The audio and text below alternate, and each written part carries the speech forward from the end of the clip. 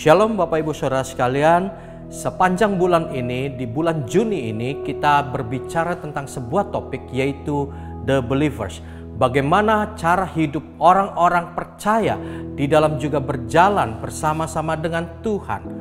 Mari kita buka Yohanes 8 ayat yang ke-12, dikatakan demikian. Maka Yesus berkata pula kepada orang banyak, katanya, "Akulah terang dunia. Barang siapa mengikuti aku, ia tidak akan berjalan dalam kegelapan, melainkan ia akan mempunyai terang hidup." Yesus memperkenalkan dirinya sebagai terang dunia. Dia adalah terang itu sendiri. Dan kalau kita mengikuti terang itu, kita tidak lagi berjalan di dalam kegelapan. Karena gelap lawannya adalah terang. Dikatakan bahwa kita tidak berjalan di dalam kegelapan. Apa maksudnya berjalan, saudara? Di dalam bahasa Yunani disebut peripateo, yang artinya cara hidup. Kalau Tuhan kita adalah terang, berarti kita mengikuti cara hidup terang, bukan mengikuti cara hidup kegelapan. Efesus 5 ayat 8 dan 9 dikatakan demikian. Memang dahulu kamu adalah kegelapan, tetapi sekarang kamu adalah terang di dalam Tuhan. Sebab itu hiduplah sebagai anak-anak terang, karena terang hanya berbuahkan kebaikan, keadilan, dan kebenaran. Firman Tuhan dikatakan bahwa kita dulu hidup di dalam kegelapan, tetapi sekarang setelah kita hidup di dalam terang, maka daripada itu kita harus berjalan di dalam terang, harus hidup sebagai anak-anak terang dengan cara hidup seperti Yesus sendiri. Bagaimanakah cara hidup kita sebagai anak-anak terang? 1 Yohanes 2 ayat yang ke-6 berkata demikian. Barang siapa mengatakan bahwa ia ada di dalam Dia, ia wajib hidup sama seperti Kristus telah hidup. Dikatakan bahwa kita semua hidup di dalam Kristus. Kalau kita mengatakan kita hidup di dalam Dia, hidup di dalam Kristus, kita harus wajib hidup sama seperti Kristus telah hidup. Kita harus wajib mengikuti cara hidup Kristus karena kita ada di dalam terang. Saudara nanti baca di dalam 1 Yohanes 2 ayat 1 sampai yang ke-6 bagaimana cara hidup Kristus itu sendiri di dalam waktu Dia ada di dalam dunia.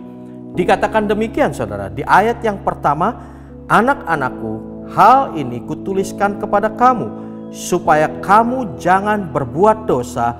Namun jika seorang berbuat dosa, kita mempunyai seorang pengantara pada Bapa, yaitu Yesus Kristus yang adil, dan Ia adalah pendamaian untuk segala dosa kita, dan bukan untuk dosa kita saja, tetapi untuk dosa seluruh dunia." Yang pertama, bagaimana Kristus hidup? Yang pertama adalah Dia mempunyai belas kasihan kepada, bukan saja kepada kita, tetapi juga kepada seisi dunia ini. Bukan hanya Dia mempunyai kasih, tetapi Dia adalah kasih itu sendiri.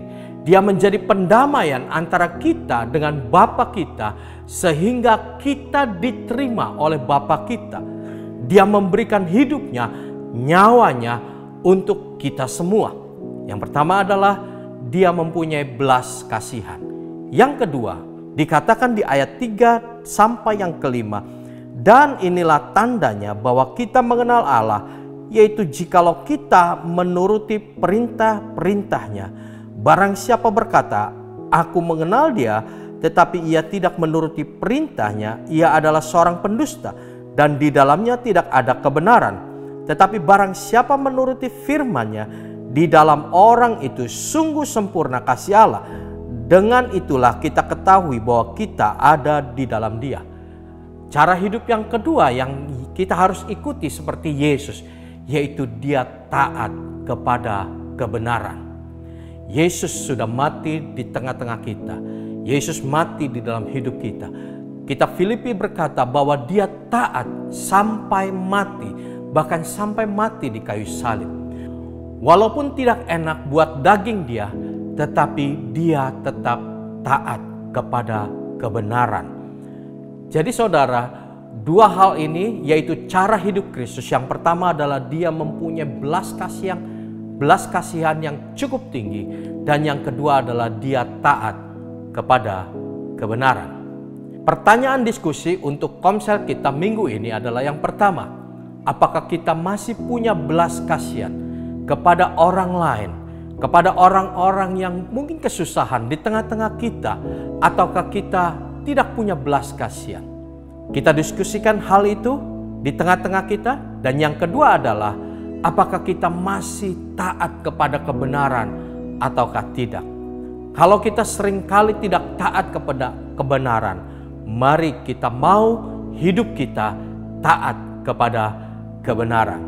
Kalau dua hal itu saudara sudah diskusikan dan saudara melihat ada kekurangan atau kelemahan dalam hidup saudara, mintalah anggota komsel yang lain untuk berdoa buat saudara. Dan saudara juga bisa berdoa buat anggota-anggota komsel yang lain, agar supaya kita terus mengikuti cara hidup Kristus, yaitu dia mempunyai belas kasihan yang tinggi, dan yang kedua taat kepada kebenaran.